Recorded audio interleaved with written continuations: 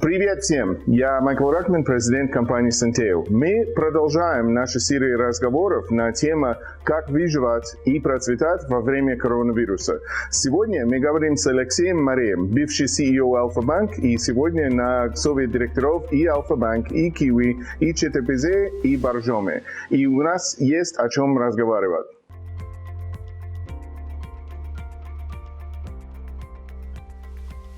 Сегодня мы говорим с Алексеем Марей, бывший CEO Альфа-Банк в России.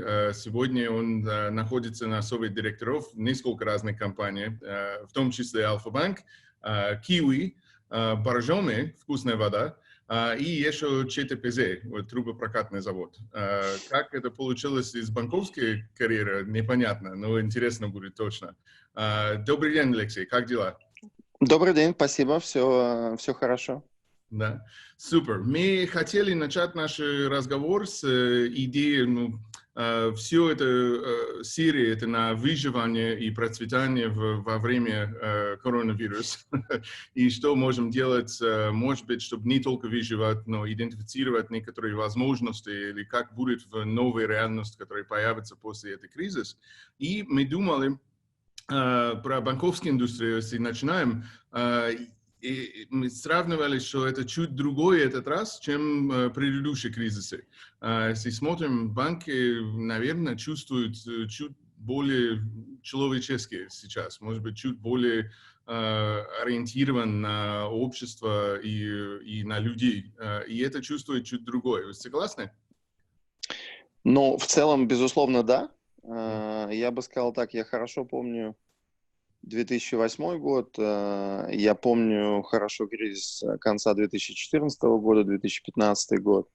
И мне кажется, не только банки, да, но и в целом регулятор, в первую очередь, он гораздо более подготовлен к подобным вещам, и уже существует определенный набор инструментов, которые, мне кажется, все предпринимают. Но, безусловно, я бы сказал, наверное, то, что мы видим, оно беспрецедентно, такого не было действительно никогда.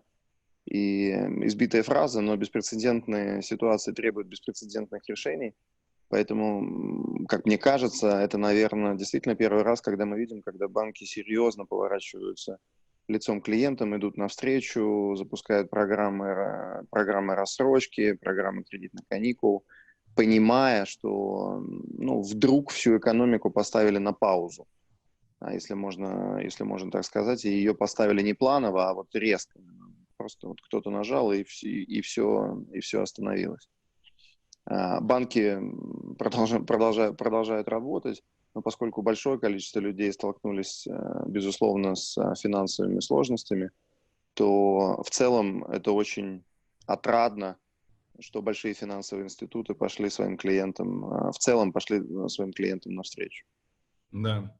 Да, это интересно, что регулятор, сам регулятор очень быстро реагировал с реструктуризацией кредитов и без потребности классифицировать риск по-другому и так далее. Вот такие вещи очень интересно. И со стороны государства, регулятор и банки, как работали все вместе.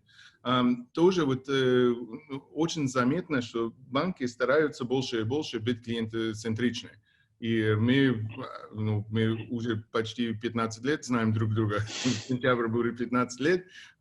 И очень интересно, мы в эти 15 лет говорим про клиентоцентричность и отношенияцентричность, и насколько банки должны быть клиентоцентричны, ориентированы на долгосрочные отношения, как инструмент, чтобы уменьшить риск, но тоже как инструмент, чтобы дополнительно монетизировать разные частые отношения с этим клиентом. Можем еще сказать, что разрыв между теми, которые объявляют, что они клиентоцентричны, и те, которые на самом деле есть клиентоцентричные, бизнес-модель, операционная модель, процессы, люди, технологии и так далее, это разрыв очень, очень большой. Но здесь чувствуется, что как минимум это тоже имело эффект на вот эту реакцию в кризисе, что не хотят портить отношения, наверное.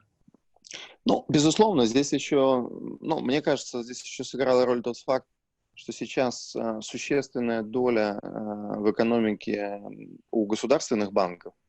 безусловно, регулятор сильно облегчил банкам принятие подобных решений, в первую очередь позволив не создавать дополнительные резервы фактически под любого вида реструктуризации. И банки, безусловно, понимая, что клиентов больше не становится, а отношения проверяются, наверное, именно в такого рода моменты, да, потому что понятно, что когда у всех все хорошо, да, прочность отношений, она проверяется, как мне кажется, именно в такие моменты кризиса. Банки стараются больше за клиентов держаться. Хотя, честно признаюсь, что в части именно кредитных решений, безусловно, определенный, здесь противостояние заложено все равно, но стоит признать, по крайней мере, из того, что вижу я, что с течением кризисов, да, это уже третий такой вот значимый, наверное, за последние, может быть, 12 лет, если считать еще кризис 2008 года, такой существенно значимый, большое количество клиентов, которые сами ведут открытую, ведут открытый диалог с банком, да, то есть в первую очередь я говорю, наверное, сейчас о юридических лицах, чем о физических, но компании приходят в банк заранее, видя о том, что у них могут потенциально возникнуть проблемы, и, безусловно, подобное поведение, оно помогает банкам лучше принять решение и лучше найти решение, которое устроило бы все стороны. То есть, мне кажется, это такая, что ли, атмосфера большего взаимного доверия, что ли, которая между финансовыми институтами и клиентами распространяется. Да, это точно не был 12 лет назад в этой кризисе. Да, тогда все было в первый раз, и многие думали. Мне кажется, что сейчас важная вещь. Кризис 2008 года, он был первым после 1998 года, то есть был очень большой цикл, фактически десятилетнего роста, и многие вообще забыли, что кризисы бывают тогда, и поэтому, когда люди перешли в режим кризиса, многие думали просто про выживание, да, и тогда речь шла про то, что моя основная задача — это выжить самому.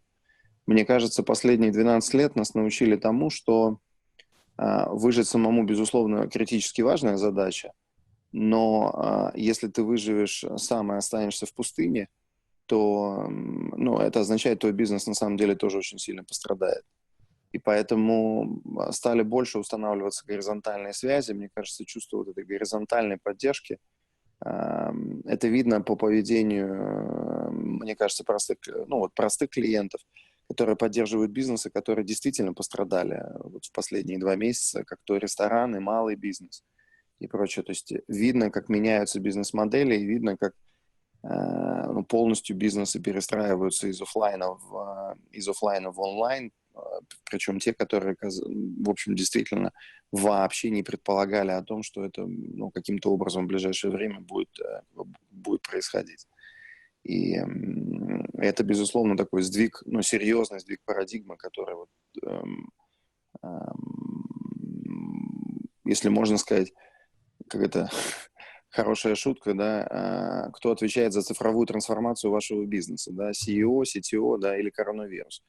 Но мне кажется, безусловно, то, что мир встал на паузу, и все потребление встало на паузу, оно очень сильно дало такой волшебный пинок всем компаниям, которые до этого не рассматривали онлайн для своего бизнеса серьезно.